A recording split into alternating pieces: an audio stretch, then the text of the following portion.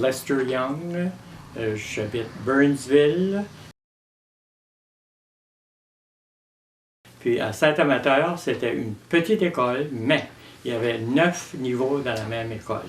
Alors, comme première année d'enseignement, je dois vous dire que j'avais des élèves dans la classe qui étaient beaucoup plus vieux que moi. Quoique, je m'en suis très très bien tiré.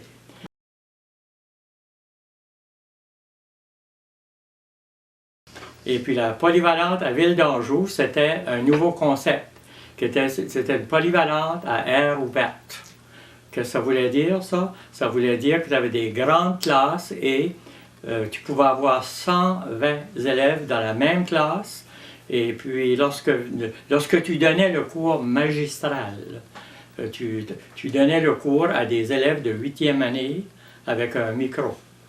Alors, imaginez-vous, des élèves de 8e année dans un groupe je pourrais dire qu'il y en avait au moins 100 à 120 dans le même local. Alors, leur donnait le cours magistral. Et par la suite, une fois que le cours magistral était fini, il y avait des murs qui se montaient entre les groupes. Alors, chacun des groupes se divisait. Et puis, chaque enseignant s'occupait de son groupe pour aider l'élève à faire les travaux qui avaient été présentés lors de l'enseignement magistral. Et ce concept-là, je dois vous dire, n'a pas duré extrêmement longtemps.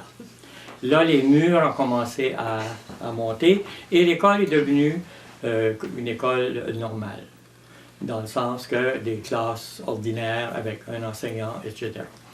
Alors, j'ai quand même demeuré à cette école-là jusqu'en 1976.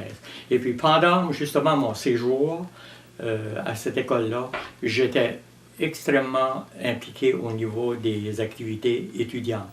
Donc, je me suis occupé surtout le hockey. J'ai été gérant de l'équipe de hockey de cette polyvalente-là pratiquement tout le temps que j'ai demeuré à cette école.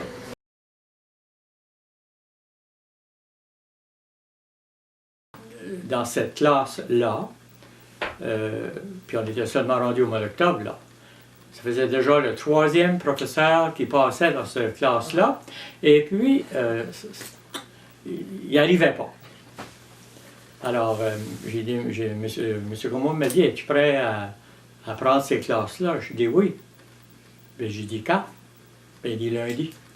Alors, j'avais simplement la fin de semaine pour me préparer, plus ou moins, à me présenter à cette classe-là.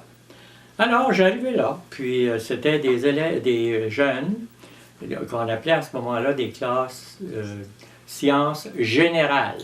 Moi, là, ce groupe de jeunes-là, il avait besoin d'avoir une personne qui leur disait « c'est ça que vous devez faire ». Et si vous ne faites pas ça, voilà les conséquences. Alors, une fois rendu à Tracadie, j'ai enseigné la première année, j'ai passé à travers. J'ai entré là en octobre 1976 et j'ai terminé ma carrière en 1995. Alors, mon séjour à la polyvalente à Tracadie a été un séjour extrêmement agréable. Parce que moi, j'avais beaucoup d'intérêt pour les activités étudiantes. Donc, je me suis toujours impliqué dans toutes les activités étudiantes à la polyvalente.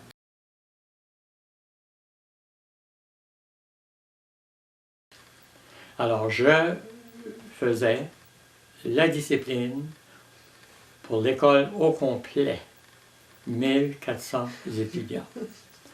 Donc, j'ai quand même été à ce poste-là 5 ans. Ensuite, par la force des choses, le directeur a tombé malade. Alors, à ce moment-là, ça c'était en 91-92. Et puis, le conseil scolaire m'a offert de prendre le poste par intérim à la direction de la polyvalente.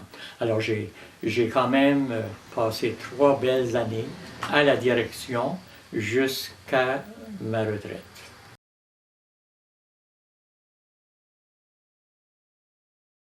Alors, ma carrière a été pour moi vraiment là, agréable à tout point de vue. Puis surtout, moi les jeunes, j'apprécie beaucoup les jeunes.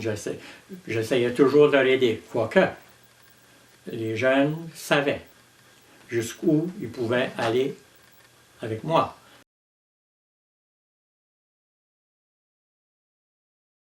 Ah, ben. Oui. C'est que ma mère a été enseignante. Elle a été enseignante plusieurs années aussi. Et puis dans sa famille à elle, il y avait 4 personnes qui étaient dans l'enseignement. C'est la raison pour laquelle je pense qu'on a plus ou moins opté vers ça. Et puis moi, ma façon de faire, lorsque j'enseignais, c'est pas les élèves qui me recevaient. C'est moi qui recevais les élèves à la porte. Et ça, c'était primordial pour moi. Et puis, en faisant ça, en recevant tes élèves, tout de suite, tu établis ton climat ou ton atmosphère de classe. Parce qu'à un moment donné, si l'élève arrive, puis que l'enseignant n'est pas là, bien là, c'est le fouillis total. Puis là, l'enseignant entre en classe, là, puis là, les élèves se servaient de grimper des murs. Puis là l'enseignant commence à crier à travers de tout ça, puis finalement, il perd le contrôle. Alors, c'est pas en criant que tu vas arriver à... Tu leur dis, voici, c'est ça, c'est ça. Quand c'est clair, c'est clair. C'est ça. Lorsque le jeune sait à quoi s'en tenir, il sait, c'est ça, et c'est pas d'autre chose.